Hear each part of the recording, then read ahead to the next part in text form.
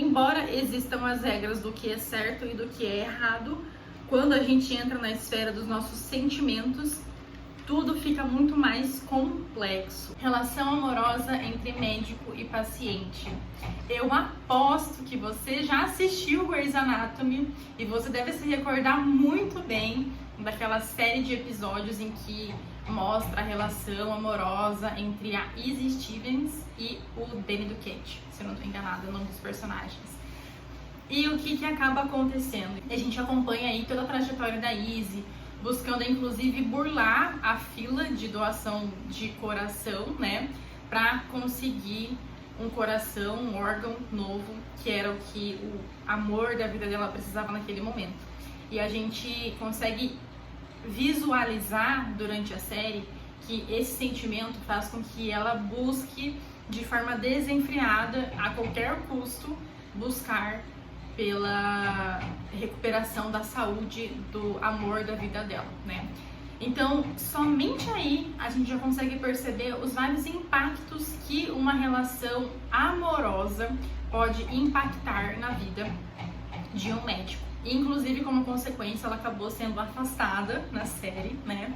Foi averiguada aí toda a confusão que aconteceu e tudo mais, então eu já posso antecipar para vocês que essa situação ela se assemelha muito com a realidade e hoje a gente vai entender o motivo, o porquê. Inclusive, eu trouxe um dado muito legal, neurocientificamente falando, dos impactos da paixão, do amor.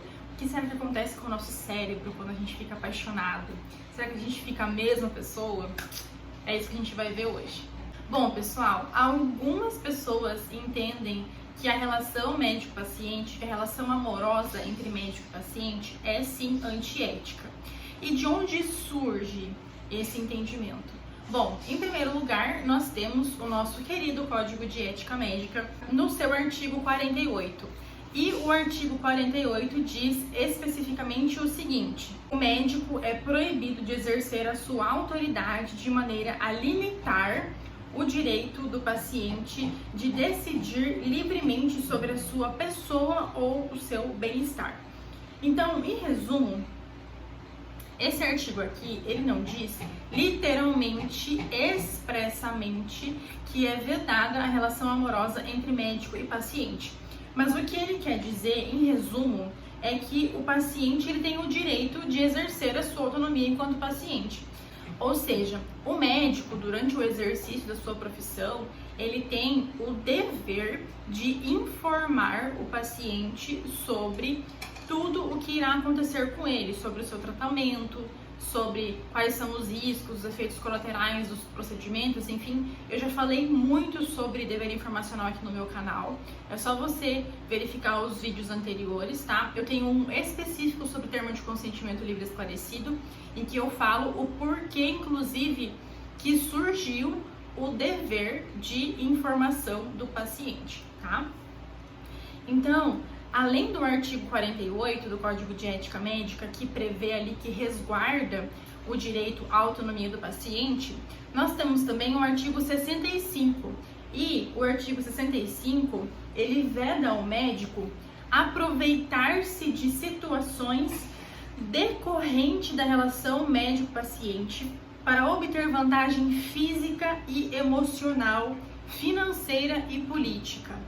Ou seja, o Código de Ética Médica, ele diz expressamente, muito claramente aqui através do artigo 65, de que deve existir um limite entre a relação médico-paciente, justamente para que o médico não extrapole essa relação de confiança que é estabelecida entre ele e o paciente.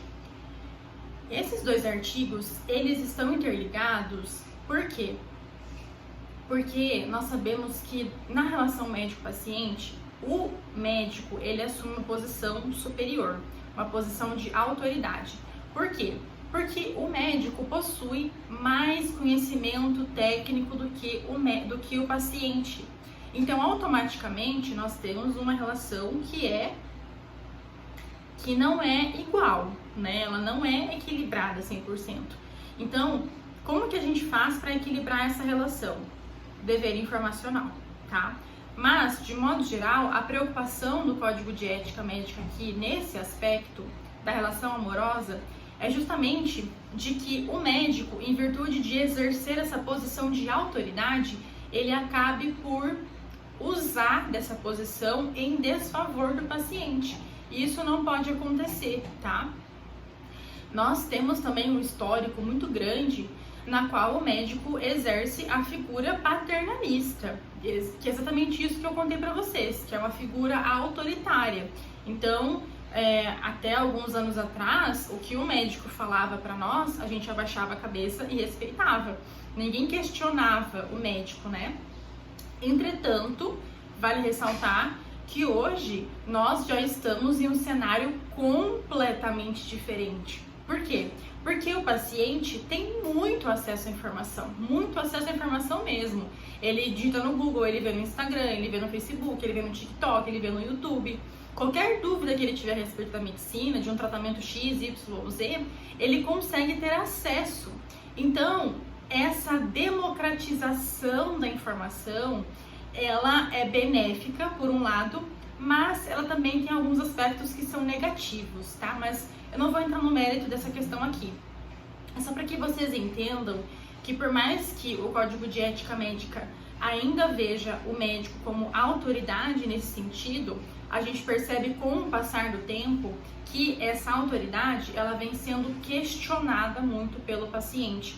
Essa relação, ela já não está mais tão desigual. O paciente está cada dia mais, pelo menos ele se acha, né, na posição cada dia ali lado a lado com o médico, tá? Por que a gente tem que entender isso? Porque se o médico resolve usufruir dessa autoridade para construir, para chegar a desenvolver um relacionamento amoroso, é perfeitamente possível, né? Porque, mais uma vez, em muitas circunstâncias, o paciente está vulnerável, ele está em uma situação de vulnerabilidade e é por isso que o médico, na sua condição de autoridade, ele não pode induzir esse paciente. Então, para exemplificar, para vocês entenderem melhor esse cenário da autoridade e da vulnerabilidade do paciente, imagina o contexto de um médico psiquiatra que, ao atender uma paciente ali já por um período de tempo, ele chega à conclusão de que o problema dessa paciente nada mais é do que uma carência emocional. E aí, em virtude disso, ele decide dar início a um relacionamento amoroso, começa a dar alguns indícios de interesse para essa paciente e tudo mais. Então, esse é um exemplo de uma situação em que o médico, usufruindo da sua autoridade, acaba obtendo vantagem da paciente que está vulnerável. E esse é o tipo de situação que não pode acontecer, tá? Então é isso que é vedado pelo Código de Ética Médica. Tudo isso que eu trouxe para vocês até agora é justamente para dizer isso, que o médico não pode utilizar da sua autoridade para usufruir do paciente, tá? Em relação a esse assunto especificamente, o CREMESP, o Conselho Regional de Medicina de São Paulo, ele emitiu um parecer, tá? Eu vou até pegar ele aqui para ler para vocês alguns trechos, porque ele é bem interessante. É o parecer número 47651. E nesse parecer tem um destaque muito importante que é o seguinte, que ele não considera ético que um médico utilize da sua superioridade no plano afetivo com relação à sua paciente para seduzi-la. Então foi isso que eu disse para vocês até agora, tá? Entretanto, nesse mesmo parecer, o conselho conclui o seguinte, que o relacionamento humano é complexo. Embora a moral ofereça um número até excessivo de modelos de boa conduta, percebe-se que posturas fincadas em sentimentos transcendem a rigidez dos padrões. Ou seja, embora existam as regras do que é certo e do que é errado, quando a gente entra na esfera dos nossos sentimentos, tudo fica muito mais complexo. E por que fica mais complexo? A neurociência explica. Mas antes da gente partir para essa parte da neurociência, também é importante a gente entender qual que é o entendimento internacional, inclusive, dessa questão envolvendo a relação médico-paciente, tá? A AMA, que é American Medical Association, considera como conduta imprópria a relação amorosa entre médico e paciente. E eles destacam que o contexto sexual, que essa interação sexual ou então romântica pode detratar o objetivo da relação, explorar a vulnerabilidade do paciente, como eu destaquei para vocês anteriormente, obscurecer o julgamento do profissional quanto ao atendimento a ser prestado. Então, basicamente, a AMA diz que o médico corre um sério risco de colocar como se fosse uma lente suja ali, e o julgamento profissional dele pode ficar comprometido. E aqui entra exatamente o que aconteceu com a Izzy Stevens e com o Danny Duquette lá na série, né? Então a Izzy, ela fica tão louca de paixão, ela quer fazer de tudo para salvar o amor da vida dela, que ela acaba cometendo infrações éticas, né, ético-profissionais, enfim, ela acaba comprometendo a própria carreira dela em nome desse paciente que era para ser mais um paciente, mas acabou se tornando uma paixão dela, né? Então é exatamente este tipo de situação que a AMA diz que ela quer evitar. Justamente por isso que essa relação médico-paciente é considerada antiética. Bom, então agora a gente parte para entender um pouquinho da neurociência. O que é que ela fala pra gente sobre o ser humano quando ele está apaixonado, o que é que acontece com o nosso cérebro quando a gente conhece uma pessoa maravilhosa. E você que está me assistindo, você sabe o que acontece, porque a gente sempre se apaixona, pelo menos uma vez na vida, 2, 3, enfim, por uma pessoa, e a gente sabe o sentimento avassalador. A gente sabe que a gente fica o dia todo pensando naquela pessoa, não importa o que aconteça, você está sempre com um sorriso de orelha a orelha, não é mesmo? Então eu trouxe aqui para vocês também alguns aspectos neurocientíficos. Vocês sabem que eu adoro neurociência, eu adoro psicologia, psiquiatria, tanto é que eu nichei a minha área de atuação para profissionais da saúde mental, justamente porque eu adoro esse tema, todas as nuances que abordam aí sobre saúde mental e tudo mais. Então, por isso que eu trouxe para vocês hoje esse aspecto que é bem interessante. Então, fiquem comigo, presta atenção no que eu tô te falando, porque isso aqui é muito interessante, é um dado científico muito interessante. Então, gente, em primeiro lugar, é muito importante a gente destacar que a gente não pode fazer uma dissociação do médico. A gente não pode destrinchar o médico, né, e tirar dele o lado humano. Porque se a gente tirar esse lado humano do médico, a gente vai estar diante de um robô que é treinado para fazer o que precisa ser feito. E nós estamos vivendo em uma época em que a gente, inclusive, vem buscando pela reumanização da relação médico-paciente. Então a gente não pode, em hipótese alguma, a gente tem que descartar essa possibilidade de não enxergar o médico como outro ser humano, tá? Inclusive, boa parte da judicialização que acontece em face dos profissionais é justamente pelos pacientes que esquecem que o médico é um profissional da saúde, que ele é humano e que ele também está suscetível a erros, né? Então, as pessoas, elas imaginam, elas esquecem e elas acham que os médicos são super-humanos, que eles não vão cometer nenhum tipo de erro, que eles não podem errar, né? Então, o primeiro ponto é que a gente não pode dissociar o médico, inclusive, da sua natureza humana. E aqui, falando da relação amorosa entre médico e paciente, a gente tem uma relação que é assimétrica. Prestem atenção no que eu vou dizer para vocês agora. A relação médico-paciente não amorosa, ela não é simétrica. Porque, como eu disse para vocês, o médico possui mais autoridade, porque ele possui mais competência técnica, ao contrário do paciente que, em regra, não tem a mesma capacidade técnica que o médico, não tem todos os conhecimentos científicos suficientes para cuidar de uma pessoa, né? Então, a relação médico-paciente não amorosa, ela não é simétrica, ela só se torna assimétrica depois que o dever informacional é realizado, depois que todo o processo de informação é realizado, tá? Então guarda essa informação. Agora, quando a gente parte para analisar a relação amorosa entre qualquer pessoa, a gente sabe que essa relação ela é igual. Por quê? Porque não existe nenhum tipo de relação de poder aqui.